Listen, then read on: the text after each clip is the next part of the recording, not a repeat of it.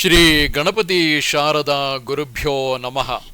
ಶ್ರೀ ಮಹಾತ್ರಿಪುರ ಸುಂದರ್ಯೈ ನಮಃ. ಅಂಬ ತಾವಕ ಪದದ್ವಯಾರ್ಚಕ ತ್ವನ್ಮಯೋ ಭವತಿ ನಾತ್ರ ಸಂಶಯಃ. ಯಸ್ತ್ವಯ್ಯೈವ ವಿವಶೋ ವಶೀಕೃತ ಶಕ್ತಿರೇವ ಸಮಭೂಚಿವ ಸ್ವಯಂ.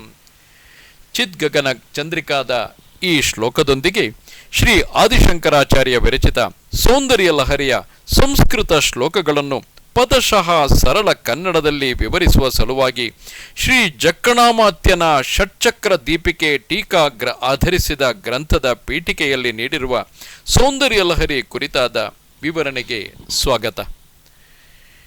ಯಾವ ಪರಶಿವನು ನಿನ್ನಿಂದ ವಶೀಕೃತನಾಗಿ ತಾನು ಶಕ್ತಿಯಾದ ನಿನ್ನ ಸ್ವರೂಪವೇ ಆಗಿದ್ದಾನೆಯೋ ಹಾಗೆಯೇ ಹೇ ತಾಯೇ, ನಿನ್ನ ಪಾದದ್ವಯಗಳನ್ನು ಪೂಜಿಸುವ ಭಕ್ತನು ನಿನ್ನ ರೂಪವಾಗಿಯೇ ಆಗುತ್ತಾನೆ. ಅಂದರೆ ಸಾಯುಜ್ಯವೆಂಬ ನಾಲ್ಕನೆಯ ಮುಕ್ತಿಯನ್ನು, ಅಂದರೆ ನಿನ್ನ ಸ್ವರೂಪದಲ್ಲಿ ಐಕ್ಯವನ್ನು ಹೊಂದುತ್ತಾನೆ. ಈ ವಿಷಯದಲ್ಲಿ ಸ್ವಲ್ಪವೂ ಸಂದೇಹವಿಲ್ಲ ಎಂಬ ಅರ್ಥವುಳ್ಳ ಈ ಶ್ಲೋಕವೇ, ಅಂದರೆ ಹಿಂದೆ ಹೇಳಿದ ಚಿದ್ಗಗನ ಚಂದ್ರಿಕೆಯ ಈ ಶ್ಲೋಕವೇ ಮುಂತಾದ ತಂತ್ರ ಆಗಮಾದಿಗಳ ವಾಕ್ಯಗಳಿಂದ ಅನನ್ಯ ಚಿತ್ತನಾದ ಭಕ್ತನು ಪರಮಾತ್ಮ ಭಿನ್ನವಾದ ಶಕ್ತಿರೂಪದಲ್ಲಿ ಲೀನವಾಗುವನು ಎಂಬುದಾಗಿ ತತ್ವವನ್ನು ಬೋಧಿಸುವ ಸೌಂದರ್ಯ ಲಹರಿ ಎಂಬ ಈ ಗ್ರಂಥವು ಉಪನಿಷತ್ತುಗಳಂತೆ ಜ್ಞಾನಕಾಂಡ ರೂಪವಾದದ್ದು. ಶಿವಶಕ್ತ್ಯಾಯುಕ್ತ ಎಂಬ ಈ ಗ್ರಂಥದ, ಅಂದರೆ ಸೌಂದರ್ಯ ಲಹರಿಯ ಮೊದಲನೆಯ ಶ್ಲೋಕವು ಈ ಅರ್ಥವನ್ನೇ ಹೇಳುತ್ತದೆ. ಹೇಗೆಂದರೆ, ಕಕಾರಾದಿಕ್ಷಕಾರಾಂತ ವರ್ಣಾಸ್ತೆ ಶಿವರೂಪಿಣಃ ಅಕಾರಾದಿ ವಿಸರ್ಗಾಂತ ಸ್ವರ ಷೋಡಶ ಶಕ್ತೆಯ. ಮಾತ್ರಕ ಹೃದಯದಲ್ಲಿ ಹೇಳಿರುವ ಈ ಪ್ರಮಾಣದಿಂದ ಶಿವಾಕ್ಷರಗಳಾದ ವ್ಯಂಜನಗಳು ಶಿವ ಶಬ್ದದಿಂದ ಹೇಳಲ್ಪಡುತ್ತವೆ, ಸ್ವರಗಳು ಶಕ್ತಿ ಶಬ್ದದಿಂದ ಹೇಳಲ್ಪಡುತ್ತವೆ, ವ್ಯಂಜನಗಳು ಸ್ವರಾಕ್ಷರಗಳೊಡನೆ ಕೂಡಿ ಒಂದಾಗಿ ಶಬ್ದ ಸೃಷ್ಟಿಯನ್ನು ಮಾಡಲು ಅರ್ಹವಾಗುವವು, ಕೂಡದೇ ಇದ್ದರೆ ಆಗುವುದಿಲ್ಲ. ಹಾಗೆ ಶಿವ ಶಬ್ದದಿಂದ ಶ ವ ಎಂಬ ಅಕ್ಷರಗಳು ಹೇಳಲ್ಪಡುತ್ತವೆ, ಶಕ್ತಿ ಶಬ್ದದಿಂದ ಅಕಾರ ಇಕಾರ ಸಮಷ್ಟಿ ರೂಪವಾದ ಶಕ್ತಿ ಬೀಜವೆಂಬ ಏಕಾರ ಹೇಳಲ್ಪಡುತ್ತದೆ. ಆದ್ದರಿಂದ ಶ ವ ಎಂಬ ಅಕ್ಷರವು ಶಕ್ತ್ಯ, ಅಂದರೆ ಶಕ್ತಿ ಬೀಜವಾದ ಏಕಾರದೊಡನೆ ವ್ಯಷ್ಟಿ ರೂಪವಾದ ಅ ಮತ್ತು ಈ ಕಾರಗಳೊಡನೆ ವ್ಯತ್ಯಸ್ತವಾಗಿ ಈ ಮತ್ತು ಆ ಕಾರಗಳೊಡನೆ ಕೂಡಿದರೆ ಶಿವ ಎಂಬುದಾಗಿ ಉಚ್ಚರಿಸಲು ಯೋಗ್ಯವಾಗುವುದು, ಇಲ್ಲದಿದ್ದರೆ ಆಗುವುದಿಲ್ಲ. ಹಾಗೆ ಚಿತ್ ಶಕ್ತಿಗಳಿಗೆ ಅಭೇದವಿರುವುದರಿಂದ ಚಿದ್ರೂಪನಾದ ಪರಮೇಶ್ವರನು ಶಕ್ತಿ ರೂಪವಾದ ಸಾಮರ್ಥ್ಯ ವಿಶೇಷದಿಂದ ಕೂಡಿದವನಾದರೆ ಆಗ ಮಾತ್ರವೇ ಜಗತ್ತಿನ ಸೃಷ್ಟಿಯನ್ನು ಮಾಡಲು ಶಕ್ತನಾಗುವನು, ಕೂಡದಿದ್ದರೆ ಚಲಿಸುವುದಕ್ಕೂ ಸಮರ್ಥನಾಗುವುದಿಲ್ಲ. ಹೀಗೆ ಬ್ರಹ್ಮ ವಿಷ್ಣು ಮೊದಲಾದವರು ನಿನ್ನ ಪ್ರಭಾವದಿಂದಲೇ ಅವರವರ ಕೆಲಸಗಳಲ್ಲಿ ಶಕ್ತರಾಗಿರುತ್ತಾರೆ. ಅಂದರೆ ಬ್ರಹ್ಮ ವಿಷ್ಣು ಮುಂತಾದ ದೇವತೆಗಳು ಸ್ಫುರಣ ರೂಪವಾದ ನಿನ್ನೊಡನೆ ಕೂಡಿದವರಾಗಿ ತಮ್ಮ ತಮ್ಮ ಕೆಲಸಗಳನ್ನು ಮಾಡುತ್ತಾರೆ ಎಂದುದರಿಂದ ಸರ್ವ ದೇವತಾಮಯವಾದ ಪರಬ್ರಹ್ಮ ಸ್ವರೂಪವೇ ಶ್ರೀದೇವಿಯು ಎಂಬುದು ತಾತ್ಪರ್ಯ. ಇಂತಹ ತತ್ವಾರ್ಥವನ್ನು ಬೋಧಿಸುವ ಈ ಗ್ರಂಥವನ್ನು ವೇದಾಂತ ರೂಪವಾಗಿಯೂ ಶ್ರೀದೇವಿಯ ಗುಣವರ್ಣನೆ ರೂಪವಾಗಿಯೂ ಇರುವುದರಿಂದ ಸ್ತೋತ್ರವೆಂಬುದಾಗಿಯೂ ಅನೇಕ ಮಂತ್ರ ಯಂತ್ರ ಗರ್ಭಿತವಾಗಿರುವುದರಿಂದ ಮಂತ್ರಶಾಸ್ತ್ರವೆಂಬುದಾಗಿಯೂ ಹೇಳಬಹುದು. ಈ ಸೌಂದರ್ಯ ಲಹರಿಯಲ್ಲಿ ಪ್ರತಿಪಾದಿಸಲ್ಪಡುವ ಪರಬ್ರಹ್ಮ ಸ್ವರೂಪಿಣಿಯಾದ ಶ್ರೀ ಮಹಾತ್ರಿಪುರ ಸುಂದರಿಯ ಷಟ್ಚಕ್ರ ಸೇವಾತ್ಮಕವೂ ಧಾರಣಾತ್ಮಕವೂ ಆದ ಭಜನೆಯಿಂದ ಇಹದಲ್ಲಿ ಸರ್ವೋತ್ಕೃಷ್ಟವಾದ ವಿದ್ಯಾ ಸಂಪತ್ತು, ಧನ ಸಂಪತ್ತು, ರೂಪ ಸಂಪತ್ತುಗಳು, ಪರದಲ್ಲಿ ಕ್ರಮವಾಗಿ ಸಾರ್ಷ್ಟಿ, ಸಾಲೋಕ್ಯ, ಸಾಮೀಪ್ಯ, ಸಾರೂಪ್ಯ, ಸಾಯುಜ್ಯವೆಂಬ ನಿರತಿಶಯಾನಂದ ರೂಪವಾದ ಪರಮ ಪುರುಷಾರ್ಥ ಮೋಕ್ಷವು ಪ್ರಾಪ್ತವಾಗುವುದೆಂಬುದು ಗ್ರಂಥದ 99ನೆಯ ಶ್ಲೋಕದಲ್ಲಿ ಹೇಳಲಾಗಿದೆ. ಅದರ ಟೀಕಿನಲ್ಲಿ ವಿಸ್ತಾರವಾಗಿ ಇದನ್ನು ಬರೆದಿದ್ದಾರೆ. ಅಲ್ಲದೆ ಇತರ ಮಂತ್ರಶಾಸ್ತ್ರಜ್ಞರು ಈ ರೀತಿಯಾಗಿ ಹೇಳಿದ್ದಾರೆ.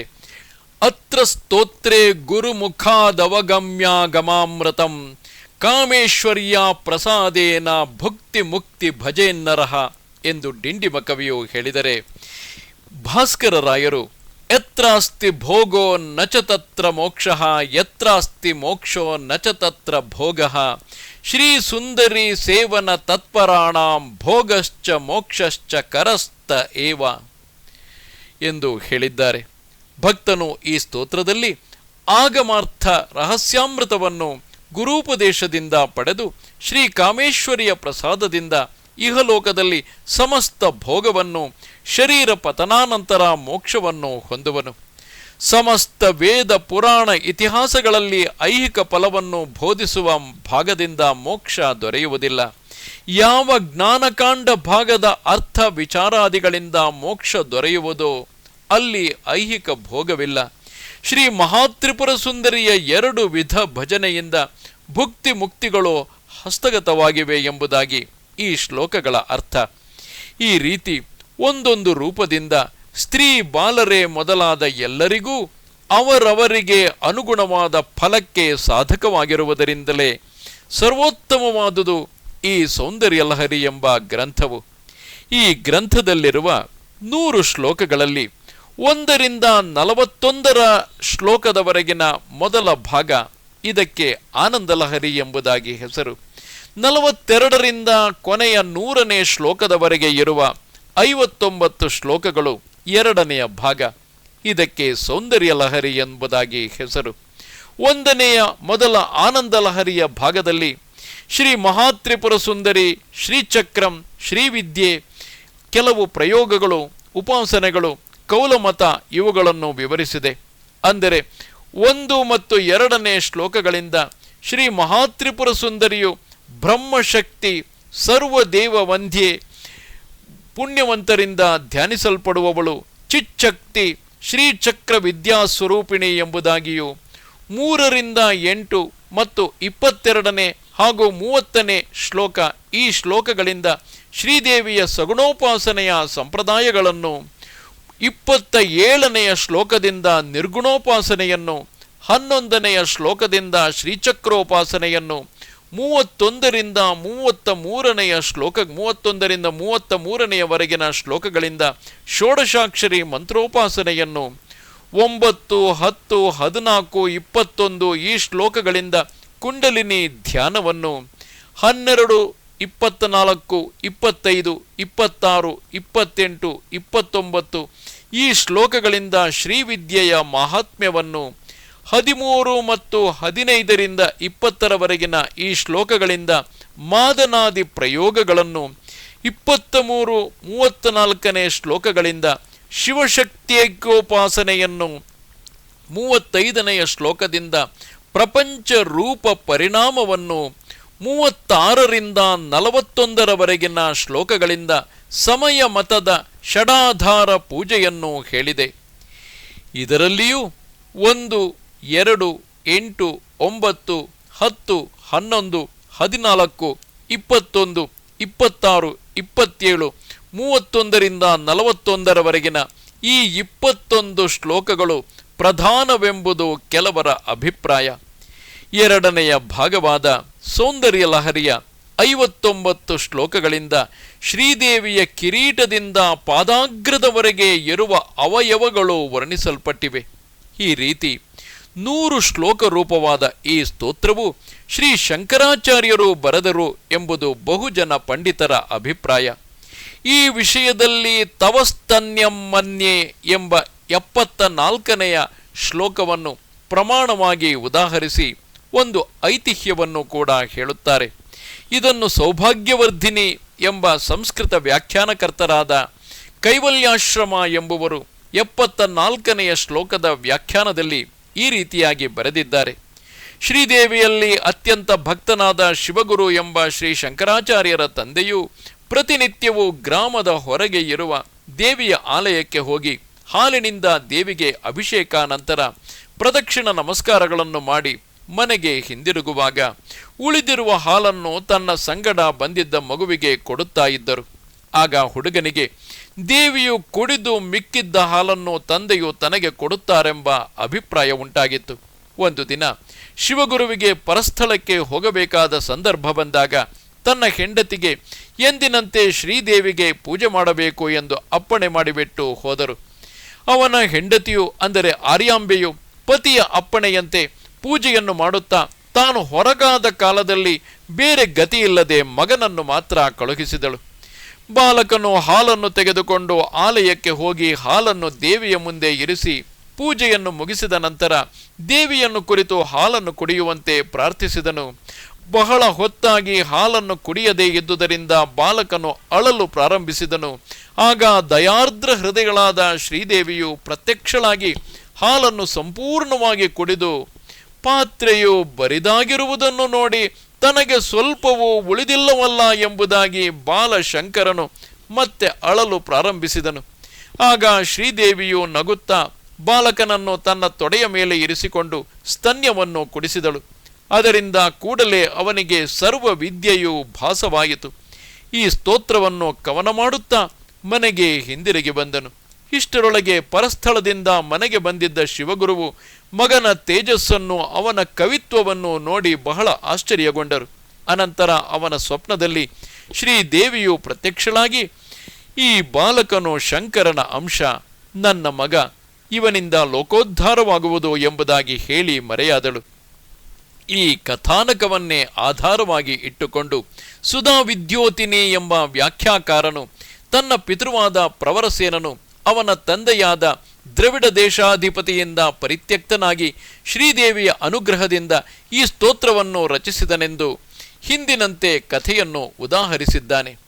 ಡಿಂಡಿಮ ವ್ಯಾಖ್ಯಾಕರ್ತನು ವ್ಯಾಖ್ಯಾನಾರಂಭದಲ್ಲಿ ಪರಮಶಿವನೇ ಈ ಸ್ತೋತ್ರವನ್ನು ರಚಿಸಿದನೋ ಅಥವಾ ಶಿವನ ಅವತಾರವಾದ ಶಂಕರಾಚಾರ್ಯರು ರಚಿಸಿದರೋ ಅಥವಾ ಪರಾಶಕ್ತಿಯ ಮುಖದಿಂದ ತಾನಾಗಿಯೇ ಉದ್ಭವಿಸಿತೋ ಎಂಬುದಾಗಿ ವಿಕಲ್ಪಿಸಿಕೊಂಡು ತಪಸ್ತನ್ಯಂ ಮನ್ಯೆ ಎಂಬ ಶ್ಲೋಕದ ವ್ಯಾಖ್ಯಾನದಲ್ಲಿ ಕಾಂಚಿ ನಗರವಾಸಿಯಾದ ಸಂಬಂಧಸ್ವಾಮಿ ಎಂಬುವರು ಶ್ರೀದೇವಿ ಸ್ತನ್ಯಪಾನ ಮಾಡಿದ ಮಹಿಮೆಯಿಂದ ಈ ಸ್ತೋತ್ರವನ್ನು ಬರೆದನು ಎಂದು ಕೂಡ ಅಭಿಪ್ರಾಯವನ್ನು ಬರೆದಿರುತ್ತಾನೆ.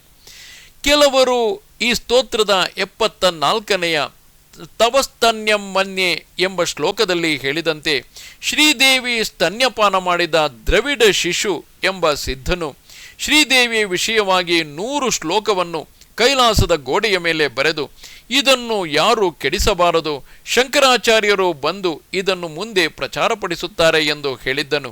ಅದು ಕಾಲಾಂತರದಲ್ಲಿ ತಾನಾಗಿಯೇ ಅಳಿಸಿ ಹೋಗಿ ಕೆಲವು ಶ್ಲೋಕಗಳು ಮಾತ್ರ ಉಳಿದಿರುವಾಗ ಶಂಕರಾಚಾರ್ಯರು ತಾವೇ ಹೋಗಿ ವ್ಯತ್ಯಸ್ತವಾಗಿ ಕಂಡುಬಂದ 41 ಶ್ಲೋಕಗಳೊಡನೆ ಉಳಿದ 59 ಶ್ಲೋಕಗಳನ್ನು ತಾವೇ ಬರೆದು ಈ ಸ್ತೋತ್ರವನ್ನು ಪೂರ್ತಿ ಮಾಡಿದರು. ಅದರಿಂದಲೇ ಮೊದಲನೆಯ ಭಾಗದಲ್ಲಿ ಕ್ರಮವಾಗಿ ವರ್ಣನೆ ಕಂಡುಬರುವುದಿಲ್ಲ, ಕವಿತಾ ಸರಣಿಯ ವ್ಯತ್ಯಾಸವು ಕಂಡುಬರುತ್ತದೆ ಎಂದು ಅಭಿಪ್ರಾಯಪಡುತ್ತಾರೆ. ಸಾಂಪ್ರದಾಯಿಕ ತಿಳುವಳಿಕೆಯಿಂದಲೂ ಬಹುಜನ ವ್ಯಾಖ್ಯಾಕರ್ತರ ಮತ್ತು ವಿದ್ವಾಂಸರ ಅಭಿಪ್ರಾಯದಿಂದಲೂ ಕವಿತಾ ಸರಣಿಯಿಂದಲೂ ಶ್ರೀ ಶಂಕರಾಚಾರ್ಯರೇ ಈ ಸ್ತೋತ್ರವನ್ನು ಬರೆದರೆಂದು ನಿಶ್ಚಯವಾಗಿ ಹೇಳಬಹುದು. ಅದ್ವೈತ ಸಿದ್ಧಾಂತ ಸ್ಥಾಪನೆ ಮಾಡಿದವರು ದೇವಿ ಸ್ತೋತ್ರ ಮಾಡಬಾರದೆಂದು ಭಾವಿಸುವುದು ಅನುಚಿತವಾಗಬಹುದು. ಈ ಸ್ತೋತ್ರಕ್ಕೆ ಷಟ್ಚಕ್ರ ದೀಪಿಕೆ ಎಂಬ ಕನ್ನಡ ಟೀಕನ್ನು ಬರೆದ ಜಕ್ಕಣಾಮಾತ್ಯನ ವಿಷಯವಾಗಿ ಬೇರೆ ಗ್ರಂಥಗಳಿಂದಾಗಲಿ ಶಾಸನಗಳಿಂದಾಗಲಿ ದೇಶ ಕಾಲಾದಿಗಳು ಯಾವುದು ನಿಶ್ಚಯವಾಗಿ ದೊರೆತಿಲ್ಲ. ಕನ್ನಡ ಕವಿ ಚರಿತ್ರಕಾರರು ಈತನು ಸುಮಾರು 17ನೆಯ ಶತಮಾನದವನೆಂದು ಬರೆದಿದ್ದಾರೆ. ಈ ಟೀಕೆಯ 1 ಮತ್ತು 2ನೆಯ ಪದ್ಯಗಳಿಂದ ಇವರು ಬರೆದಿರುವ ಟೀಕೆಗೆ ಷಟ್ಚಕ್ರ ದೀಪಿಕೆ ಎಂದು ಹೆಸರು. ವಿಠಲ ಪಂಡಿತನು ಈತನ ತಂದೆ. ಇವನು ಶ್ರೀಚಕ್ರ ಪೂಜೆ, ಶ್ರೀವಿದ್ಯೋಪಾಸನೆಯನ್ನು ಮಾಡುವವನು, ಕನ್ನಡ ಕವಿಯು ಎಂಬುದು ಗೊತ್ತಾಗುತ್ತದೆ. ಟೀಕೆಯ ಅನೇಕ ಸ್ಥಳಗಳಲ್ಲಿ ವೇದಾರ್ಥವನ್ನು ಪ್ರಾಕೃತ ಟೀಕಿನಲ್ಲಿ ಬರೆಯಬಾರದು ಎಂದು ಹೇಳಿರುವುದರಿಂದ ಇವನು ವೇದಾಧಿಕಾರ ಉಳ್ಳವನೆಂಬುದಾಗಿ ಊಹಿಸಬಹುದು. ಈ ವ್ಯಾಖ್ಯಾನವು ಹಳೆಗನ್ನಡದಲ್ಲಿದ್ದರೂ ಮೂಲದ ಅರ್ಥವನ್ನು ತಾತ್ಪರ್ಯವನ್ನು ತಿಳಿಯಲು ಬಹಳ ಅನುಕೂಲವಾಗಿದೆ. ಈ ವ್ಯಾಖ್ಯಾನವನ್ನು ಲಕ್ಷ್ಮೀಧರಾಚಾರ್ಯ ರಚಿತವಾದ ಸಂಸ್ಕೃತ ವ್ಯಾಖ್ಯಾನವನ್ನು ಪರಿಶೀಲನೆ ಮಾಡಿದ್ದರಲ್ಲಿ ಸಂಸ್ಕೃತ ವ್ಯಾಖ್ಯಾನದಲ್ಲಿರುವ ವೇದ ವ್ಯಾಖ್ಯಾನ ಭಾಗವನ್ನು ಬಿಟ್ಟು ಉಳಿದ ಭಾಗವನ್ನು ಸಂಪೂರ್ಣವಾಗಿ ಅನುವಾದ ಮಾಡಿದ್ದಾರೆಂದು ಹೇಳಬಹುದಾಗಿದೆ. ಈ ವ್ಯಾಖ್ಯಾನದ 115ನೆಯ ಪುಟದಲ್ಲಿ ಲಕ್ಷ್ಮೀಧರಾಚಾರ್ಯರ ಹೆಸರನ್ನು ಹೇಳಿರುವುದರಿಂದ ಲಕ್ಷ್ಮೀಧರಾಚಾರ್ಯರು ಅವರ ವ್ಯಾಖ್ಯಾನವು ಇದಕ್ಕಿಂತ ಹಿಂದಿನದು. ಆ ಕಾರಣದಿಂದ ಈ ಷಟ್ಚಕ್ರ ದೀಪಿಕೆಯು ಅಂದರೆ ಜಕ್ಕಣಾಮಾತ್ಯನು ಸೌಂದರ್ಯ ಲಹರಿ ಕುರಿತಾಗಿ ಬರೆದಿರುವ ಈ ಷಟ್ಚಕ್ರ ದೀಪಿಕೆ ಎಂಬ ಟೀಕೆಯ ಕೃತಿಯ ಕಾಲ ಸುಮಾರು ಕ್ರಿಸ್ತಶಕ 1700 ಎಂದು ಹೇಳಬಹುದು. ಶ್ರೋತೃಗಳೇ, ಮೈಸೂರಿನ ಪ್ರಾಚ್ಯವಸ್ತು ಸಂಶೋಧನಾಲಯದವರು ಪ್ರಕಟಿಸಿರುವ ಗ್ರಂಥವನ್ನು ಆಧರಿಸಿ ಸೌಂದರ್ಯ ಲಹರಿಯ ಪ್ರತಿಯೊಂದು ಶ್ಲೋಕವನ್ನು ಆಳವಾಗಿ ಅರ್ಥ ಮಾಡಿಕೊಳ್ಳುವ ನಮ್ಮ ಪ್ರಯತ್ನಕ್ಕೆ ತಮಗೆ ಸ್ವಾಗತ. ಅರುಣಾಂ ಕರುಣಾತರಂಗಿತಾಕ್ಷೇಣ್ ಧೃತಪಾಶಾಂಕುಶ ಪುಷ್ಪಬಾಣ ಹಸ್ತಾಂ ಅಣಿಮಾಧಿಭಿರಾವೃತಂ ಮಯೂಖೈರಹಮಿತ್ಯೇವ ವಿಭಾವಯೇ ಭವಾನಿ. ನಮಸ್ತೆ ಶಾರದೆ ದೇವಿ ಕಾಶ್ಮೀರ ಪುರವಾಸಿನಿ, ತ್ವಾಮಹಂ ಪ್ರಾರ್ಥಯೇ ನಿತ್ಯಂ ವಿದ್ಯಾದಾನಂಚ ದೇಹಿಮೆ. ನಮಸ್ಕಾರ.